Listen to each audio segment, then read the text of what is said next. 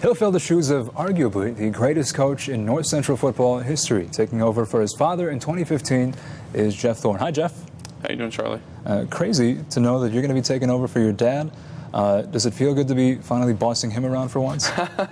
Well, if you asked him, he would probably tell you I've been doing that for a long time. But yeah, it's an honor to have the opportunity. I'm very, very excited about it, and really humbled at the opportunity and the commitment the college has made. Aside from bossing your dad around, what do you think are the main differences you've seen so far from being the assistant coach, the offensive coordinator, to now the head coach, the overseer of all things North Central football? You know, there's quite a few more things that end up falling on your desk that maybe you hadn't planned on for that particular day.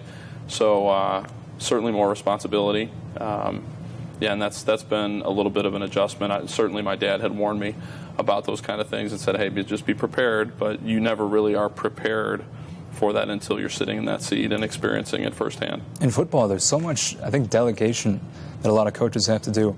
Are you taking advantage of your coaching staff more than ever? Yeah, and you know, that's one of the things that I'm really fortunate to have the exact same coaching staff. My father's going to continue to stay around and work with our special teams as he's done for all the years he's been the head coach.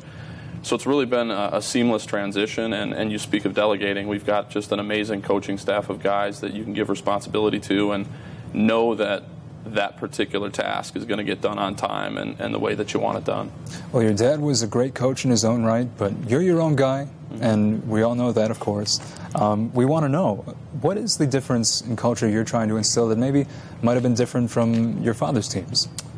You know, I come from the school of thought where if it's not broken, don't fix it.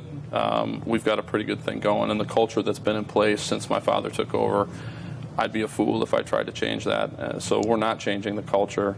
We're continuing with the approach that faith, family, and academics should all supersede football.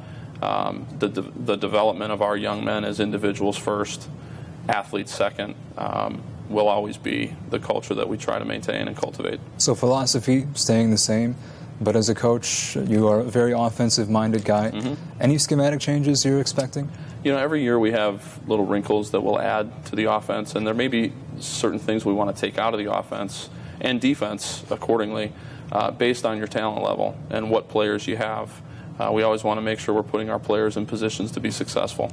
How much are you actually going to control the defense since you're actually an offensive specialist? And if you're not going to really control it, can you explain who might be the one taking over? Well, Coach Murray is still our defensive coordinator and will continue to be. He's done a great job.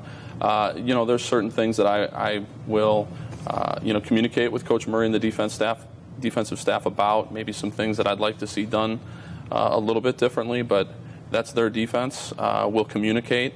But at the end of the day, Coach Murray is in charge of the defense. There is one big change for you, though, on offense. Sorensen on the way out. Great receiver. You're losing from your corpse there. Right. What have you done to try and regenerate, recuperate, make things a little bit better with him going on the way out? Recruiting. You know, we just have to continue to recruit really good, solid young men that happen to be good football players, too. And we've done that this year. We're bringing in a class of nearly 70 new Cardinal football players, so we're very, very excited about that. But replacing Peter is going to be extremely difficult. We do have Ryan Kuhl coming back and Alex Ulmer, two kids that played a lot of football for us last year. Ryan is more of Peter's frame, about 6'5" and 200 pounds, and had a dynamite freshman year. Started all 10 games for us, so we're expecting really big things from him. In football, all the attention, all the credit, when you're winning or losing, it always goes to the quarterback. In the preseason training camp, everyone's always talking about the quarterback situation. I'm going to ask you about it, too. We saw a lot of Dylan Warden toward the end of last season. He really seemed to start to take control of the offense. He's losing Sorensen now, though. But overall, I think we can expect him probably to be the starter. And if he's going to be, what are your expectations for him going into the next season? We're excited about Dylan. He had a very, very good sophomore season. In fact, he led the nation in passing efficiency, so we're very pleased with that. Dylan and I have talked. There's certainly things that he needs to work on and improve upon to be a better player next year. We've got a transfer that came in from Wisconsin Platteville, Brock Kruger, who had a really nice spring, and we've got a few dynamite freshman quarterbacks coming in, kind of highlighted by the Chicago Tribune Illinois Player of the Year from Providence Catholic, Justin Hunniford. So we're really excited about what we have at quarterback going into next season. Well, a lot of changes there, and more changes on the defense, too. Jordan Dean, amazing player. You're losing him. Your secondary, the worry, it might be a little bit thin with him on the way out. But, of course, it comes again to recruiting, like you mentioned. Yeah. So who's some guys maybe we can watch out for in the secondary? Actually, that's one of the positions I'm most excited about. I think we have more depth in the secondary than maybe any other position. Made a couple of changes with moving receivers over to defensive back that I think will make a big difference. Some of our older guys that we've been waiting for to really make that leap seem to have done that in the spring. So, you know, guys like Jeremy Nicholas certainly will be coming back from injury. We're really excited about that. Brandon Kibbe, Patrick Cravens, Larry Holman, P.J. Crotty also will be coming back from injury at corner. And then we've got Richie Zerngable, Kevin Nalewski at safety, along with Nick Lynch. So we feel very, very good about where we're at from a secondary standpoint right now. And I'll tell you a game you'll need them for, the battle for the Little Brass Bell against Sweden on the road last year, 34-31 loss. This year you'll be at home for that game. When I'm looking at the schedule for 2015, I have to figure that's a game you're pretty excited about. We're always excited about the Wheaton game. It's a great rivalry.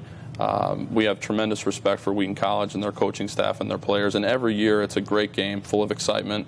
Last year's game, one of the best that's ever been played, I think, in that series, and they beat us. They did what they had to do, and we've got to do the things necessary to get that turned around for this season, and that's what we're working on every day. Road trips are unusual in football. Last year you didn't have any time where there was a consecutive amount of games away from home. This year, weeks 2 and 3, Wisconsin, Platteville, Milliken, you'll be there. Then weeks 7 and 8 on the road too. Is there going to be a difference in preparation knowing that you're going to be on the road for such long stretches of time?